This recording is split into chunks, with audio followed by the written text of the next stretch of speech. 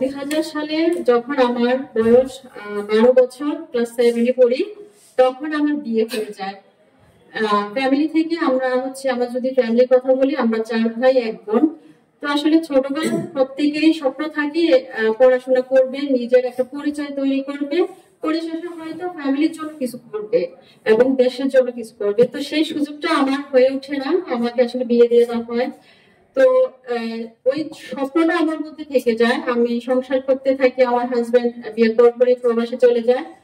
তো সংসার আসলে সবার সাথে থাকতে থাকতে নিজের ওই স্বপ্নটা জাগতেই থাকে। একটা সময় আমি পড়াশোনা শুরু করি নিজের ইচ্ছা, নিজের তাগিদে। শুরুটা ছিল অজানা, কাউকে জানানো হয়নি। তো যখন আমার এসএসসি রেজাল্টটা আসে, এসএসসি রেজাল্ট আসার পরে এটা আমার ফ্যামিলি বা আশেপাশের মানুষজন জানতে পারে। তো সেই তখন থেকে আসলে তারপর আমার ইন্টারে অ্যাডমিশন নেওয়া। এর মধ্যে আমার আসলে যেটা এসএসসি করার আগে আমার মেয়েটা হয়ে যায়। তো তাকে নিয়ে সংসার, শ্বশুর শাশুড়ি, হাজবেন্ড সবাইকে নিয়ে আমার পড়াশোনার যাত্রা শুরু।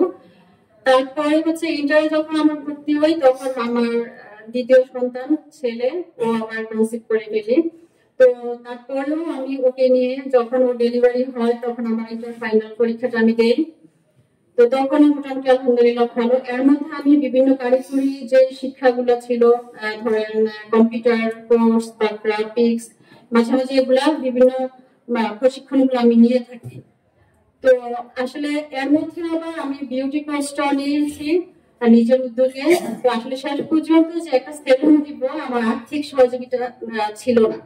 তো না থাকার কারণে আসলে আমি সেলুনটা শুরু করিনি, ওই জায়গায় আপাতত স্টপ। তো পরবর্তীতে যেহেতু আসলে আমরা আর্থিক সাপোর্টের জন্য আগাতে পারি না, তখন আমার মনে হইলো যে আসলে আমি কি নিয়ে করতে পারি শুরু। নিজের নারীদের তো আসলে হয় না যে হাজবেন্ডের কাছ থেকে টাকা নিব, যে আমার এই জায়গায় টাকার প্রয়োজন, ওই জায়গায় টাকার প্রয়োজন। আসলে সবসময় যে হাজবেন্ডের কাছ থেকে সাপোর্ট নিবো, এটা আসলে হয়ে ওঠে না। হয়তো তারা তাদের জায়গা থেকে দিবে, আমাদের একটা বিবেক বলতে কথা থাকে। তো সেই জায়গা থেকে আসলে আপনি কি কাজ করেছেন, কারণ আপনি কি করেছেন সেখান থেকে অন্য নারীরা দেখে উৎসাহিত আমি সেটাই এখন আসতেছি ম্যাম স্যার। তো তখন আমি আসলে কি করবো বলে, তখন যেহেতু আমার টাকা পয়সা সাপোর্টটা নাই, তখন আমি অনলাইন বিজনেস এর একটু চিন্তা ভাবনা করতেছিলাম। তো যেহেতু আমাদের চাঁদপুরে বাসা, বাংলাদেশের জিআই পণ্য ইলিশ।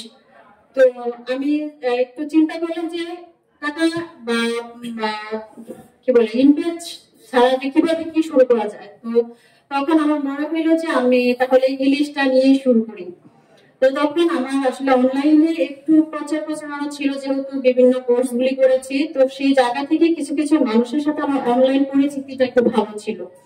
যেহেতু আমি বললাম যে আমি বিউটি কোর্সটা করছি, তখন ঢাকায় গিয়ে করছি। তো চাঁদপুরের বাইরে অন্য জেলার মানুষদের সাথে আমার কিছুটা পরিচয় ছিল।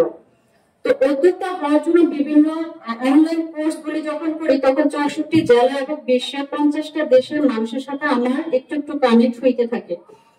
তো আমি আসলে যখন আমার ফেসবুকে পোস্ট করতে থাকি ইলিশ নিয়ে বা নদীর সকল ধরনের ফ্রেশ মাছ নিয়ে, তখন আমি একটু একটু করে সারা পেতে থাকলাম।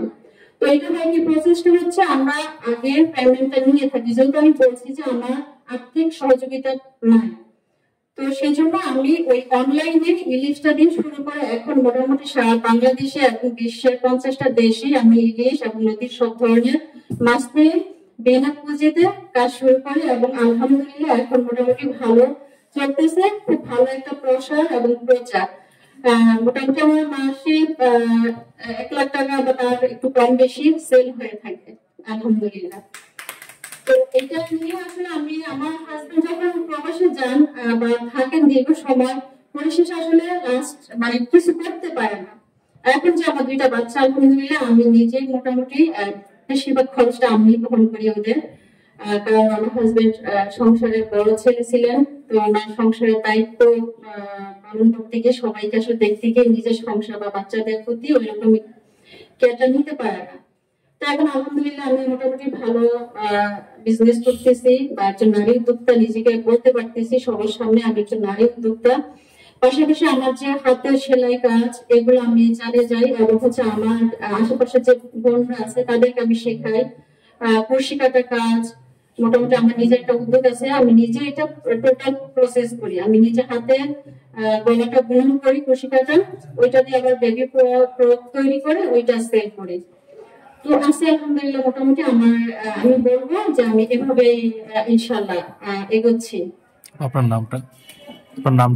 আমি জামাতুল মা, আমার জন্ম হচ্ছে হানচর, 1989-তে হচ্ছে আমার জন্ম।